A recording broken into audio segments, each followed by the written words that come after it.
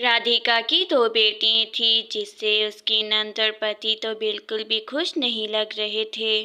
देखो राधिका, आगे ही हम काफी समय अपना बर्बाद कर चुके हैं, लेकिन मुझे नहीं लगता है कि तुम्हें कभी भी पुत्र प्राप्त होगा। दीदी, आप ये कैसी बातें कर रही हैं? ये दोनों बेटियां भी तो राघव जी की हैं और आगे चलकर यही उनका काम संभालेंगी।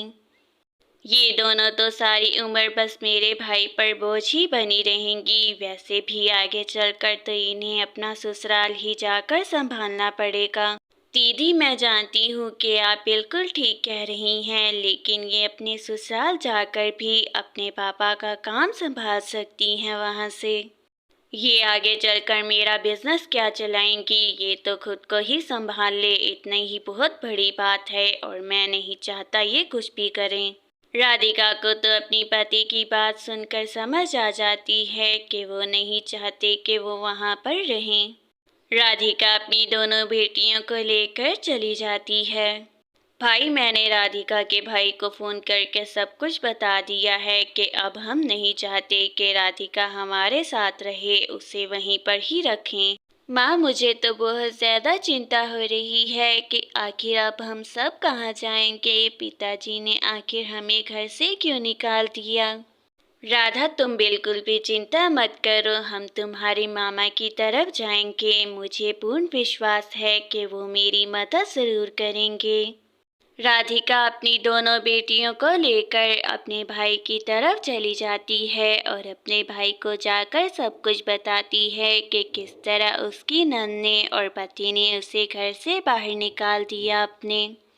देखो राधिका, मैं सब कुछ ही जानता हूँ। तुम्हारे आने से पहले ही तुम्हारे ससुराल से फोन आया था और उन्होंने मुझे सब कुछ बता दिया।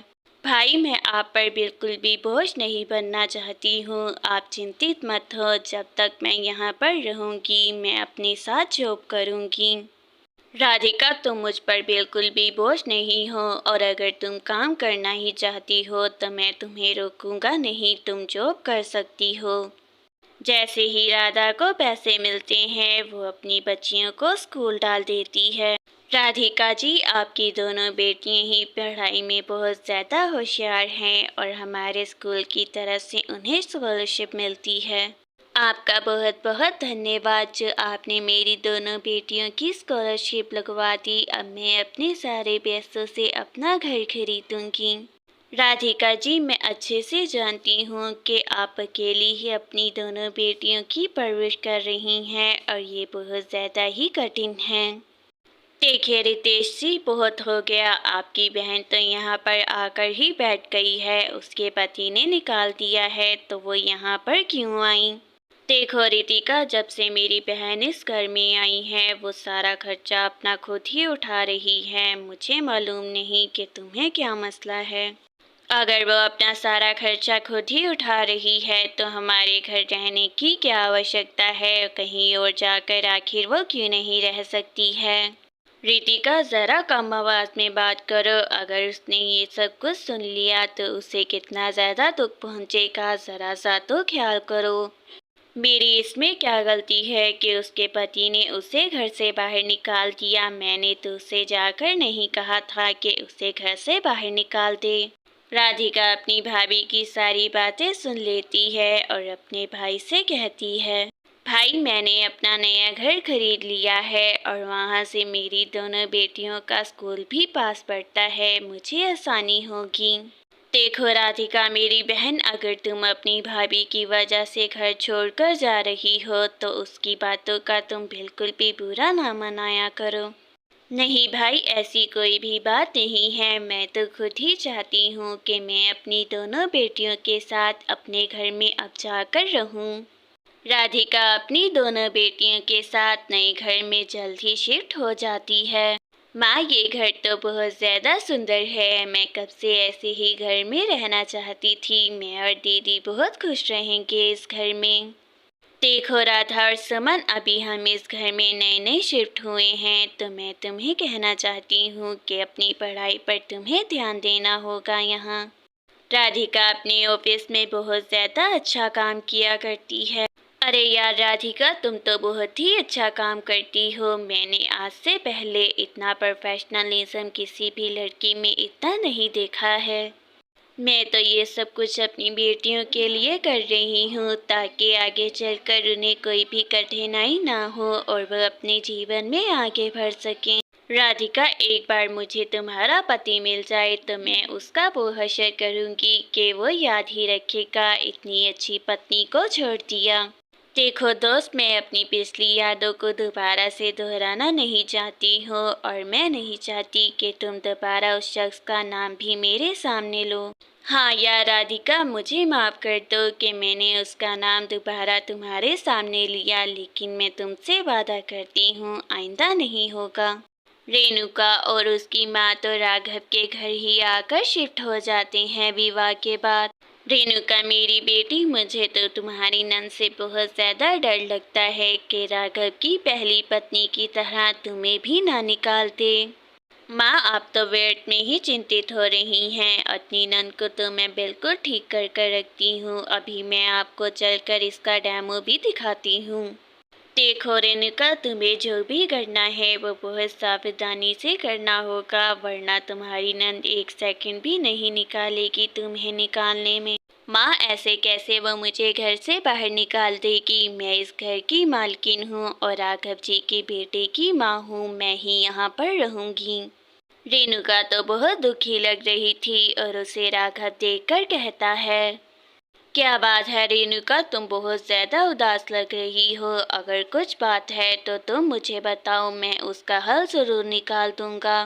सारी परेशानी की जड़ तो आपकी बहन है। वो आपकी पहली पत्नी की तरह मुझे भी इस घर से निकालना चाहती हैं और अकेली इस घर पर राज करना चाहती हैं वो। रेणुका, तुम बिल्कुल भी चिंता मत करो, मैं अभी जाकर दीदी से बात करता हूँ। तुम चिंता मत करो, वो तुम्हें आगे से नहीं रोकेंगी बिल्कुल भी। अच्छा यही होगा, वरना मैं अपने बेटे को लेकर इस घर से चली जाऊंगी और फिर आप और आपकी बहन ही इस घर में डमडमाते रहिएगा अकेले।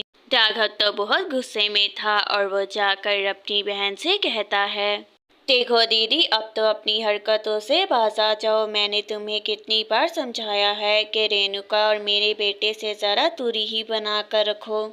लेकिन भाई, मैं तो इतने दिनों से रेणुका से मिली ही नहीं। मैं तो अपने कमरे में ही खाती हूँ और अपने कमरे में ही खाकर सो जाती हूँ। देखो दीदी, मैं आपको ये बात आखिरी बार समझा रहा हूँ कि आप ज़रा अच्छे से रेणुका के साथ रहें, वरना मैं आपको घर से बाहर निकाल दूँगा। राघव के वहाँ से जाते साथ ही रेणुका वहाँ आ जाती है। रेणुका, तुमने भाई से झूठ क्यों बोला? मैंने कभी भी तुम्हें किसी चीज़ से नहीं रोका, तो आखिर तुम मेरे और भाई के दरमियान फूट क्यों डाल रही हो? मैं तो तुम्हें बस अब ये दिखाना चाहती हूँ कि इस घर में अब मैं राज करूँगी और अगर तुमने कुछ किया तो तुम्हें इस घर से बाहर निकलना पड़ेगा। गायत्री को समझ आ जाता है कि अब बस कुछ ही दिन उस घर में बचे हैं उसके। ऐसे ही कुछ समय भी बीतता है और राधा और सुमन भी अब बड़ी हो जाती हैं।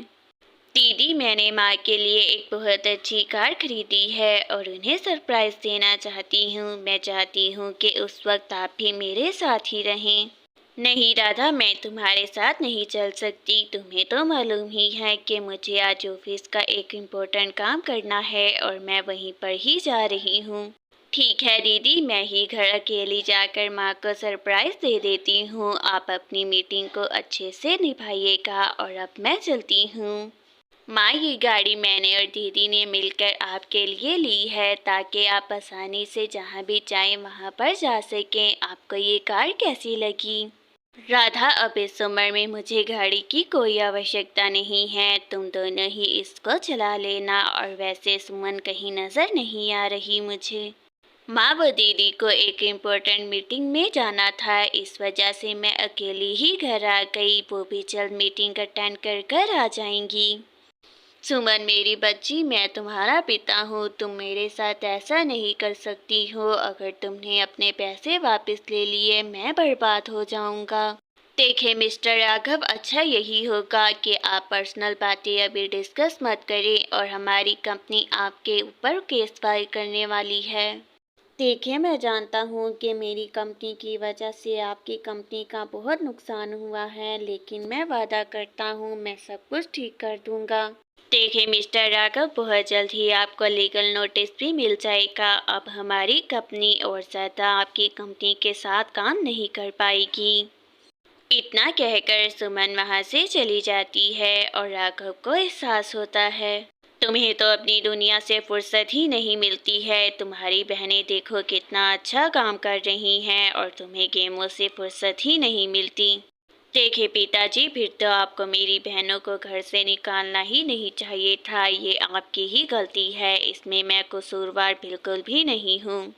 हाँ, मैं अच्छे से जानता हूँ कि मुझसे बहुत बड़ी भूल हो गई और मुझे अपने बिज़नेस में अब बहुत बड़ा नुकसान हुआ है, वो भी सिर्फ़ तुम्हारी वजह से। जिस बिज़नेस के लिए राघव ने अपनी बेटियों को घर से निकाला, अब वो भी उसके पास नहीं था।